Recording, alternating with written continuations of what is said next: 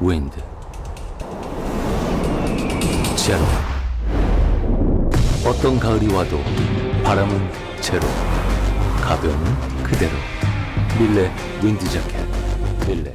여러분 안녕하세요. 날씨도 선선하니 가을이 왔습니다. 제가 좋은 제품 하나 소개해 드리려고요. 바로 밀레 시그니처 자켓입니다. 일상생활에서나 야외에서 라이프 스타일을 위한 내구성이 뛰어난 방풍 자켓인데요. 또한 투습 방풍 기능이 뛰어난 고어사의 윈드스토퍼 안감을 사용해서 방풍 기능뿐만 아니라 보온성과 스트레치성이 뛰어나 아웃도어 활동 시 우수한 착용감을 제공합니다. 가을에 캠핑이나 등산, 야외로 피크닉 갈 때 많으시잖아요. 이 자켓 하나만 준비하시면 아무 문제 없습니다. 가성비도 좋고 착용감도 너무 편안합니다. 밀레 시그니처 자켓의 가장 큰 특징이 소매 포켓, 핸들, 가슴 포켓인데요. 수납성을 더욱 업그레이드 했습니다. 여러분도 자켓에 포켓이 많으면 편리한 거 아시죠? 후드를 탈부착할 수 있는 기능이 있고 상황에 따라 탈착해서 착용이 가능합니다. 다양한 환경에서 높은 효율성을 자랑합니다. 밀레 시그니처 자켓은 방풍, 방습 기능의 고어텍스 안감을 사용해서 착용감이 정말 우수한데요. 2023년 가을 조코피가 입어본 밀레 시그니처 자켓 정말 강력 추천합니다.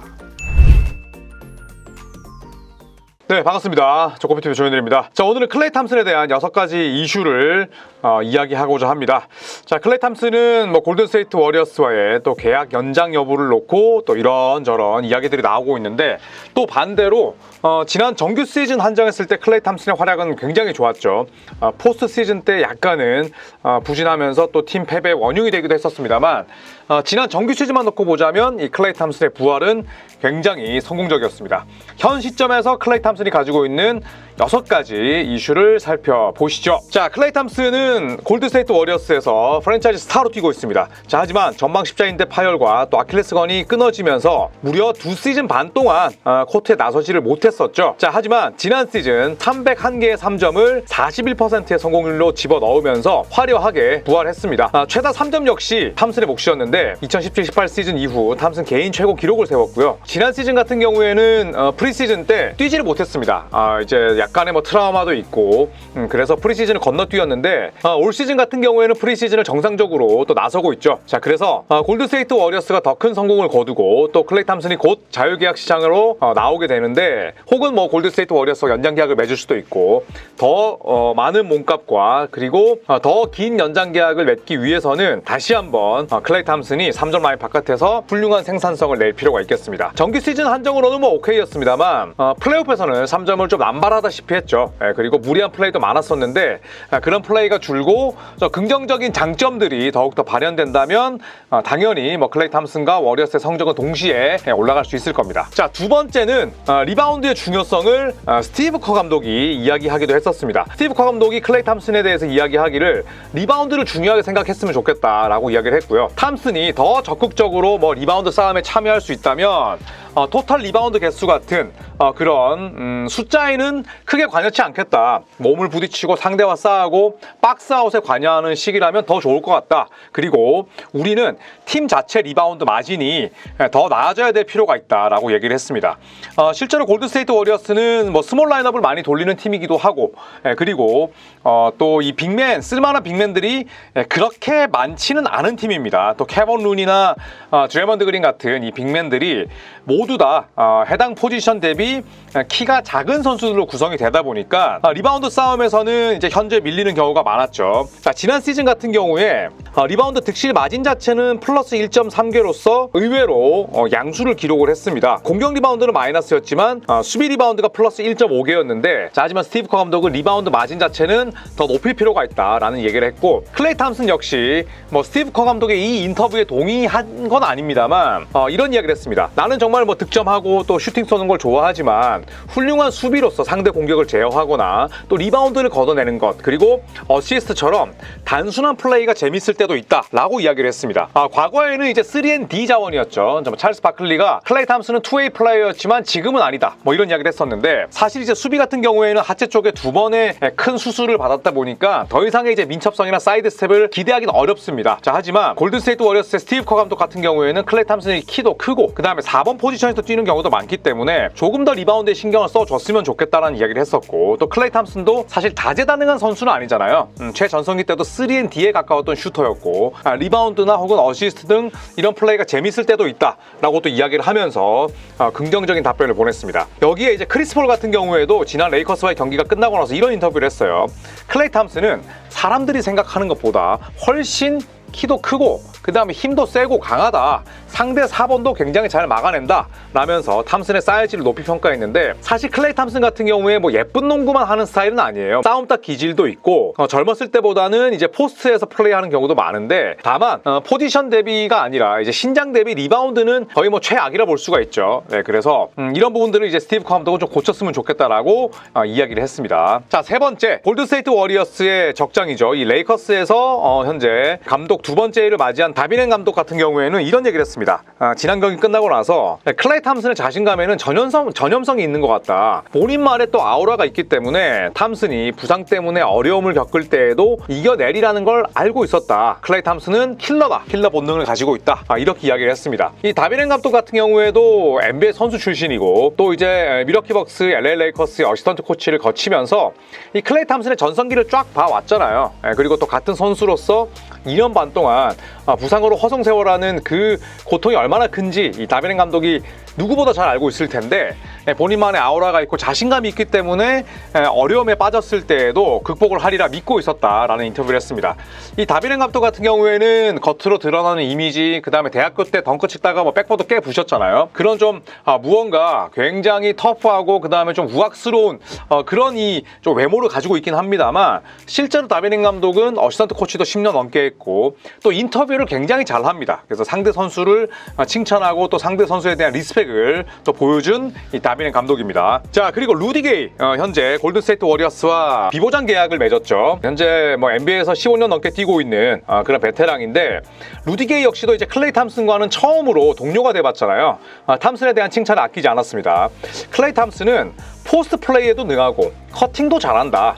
팀이 필요한 것들을 제공하는 선수 가운데 하나다. 사람들이 일반적으로 생각하는 것보다 더 완벽한 선수라고 생각을 한다 라고 이야기를 했습니다. 그만큼 클레이 탐슨이 이제 공격적인 플레이를 잘 하지만 단순히 뭐 3점만 쏘고 그 다음에 받아먹고 이런 스팟업 슈터 일 뿐만 아니라 포스트 플레이도 잘하고 공이 없이 움직이면서 커팅도 잘하는, 즉 팀이 필요한 것들을 제공할 수 있는 선수다 라고 이야기를 했습니다. 이 루디 게이 같은 경우에는 제가 중계 중에도 말씀드렸지만 케빈 듀란트 이전의 듀란트였어요. 물론 뭐 선수의 등급으로 이제 매긴다면 케빈 듀란트보다 훨씬 낮은 선수긴 합니다만 그래도 이 루디 게이는 코네티컷 대학 다닐 때부터 엄청난 득점원이었거든요. 페이스업, 포스트업, 드리블 드라이브, 슈팅 모든 걸 다 할 줄 아는 선수였는데 이제 베테랑이 또 클레이 탐슨을 동료로 만나고 나서 더욱더 뛰어난 선수라는 걸 알게 됐다는 인터뷰입니다. 자, 다섯 번째, 공격적인 마인드를 가지고 싶다는 이야기를 했습니다. 클레이 탐슨이 이 비시즌 동안 농구를 할 때 팀이 승리할 수 있는 일에 굉장히 집중하고자 했다고 해요. 그래서 일반적인 뭐 픽업 게임을 하거나 뭐 아니면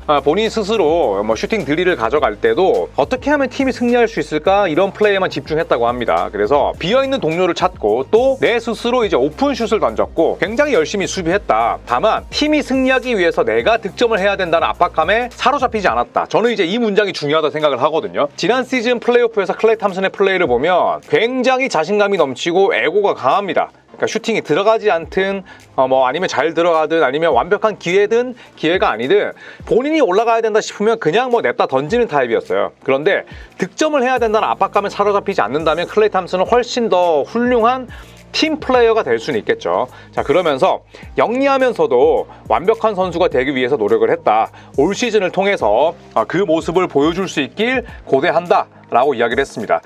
그동안 클레이 탐슨이 뭐 10년 넘게 NBA에서 해왔던 플레이, 훌륭한 수비, 빼어난 3점, 그 다음에 뛰어난 볼 없는 움직임, 자, 이런 플레이들이 이제 클레이 탐슨을 뭐 지칭하는, 대표하는 그런 아이덴티티였다면 뭐 스티브 커 감독도 그렇고 클레이 탐슨 본인도 어느 정도는 좀 바뀌어야 될 것 같다는 마음을 가지고 있는 것 같아요. 그렇기 때문에 클레이 탐슨이 리바운드나 어시스트를 커리어 하이 기록을 충분히 깰 수 있는 그런 여지도 저는 있다고 생각을 합니다.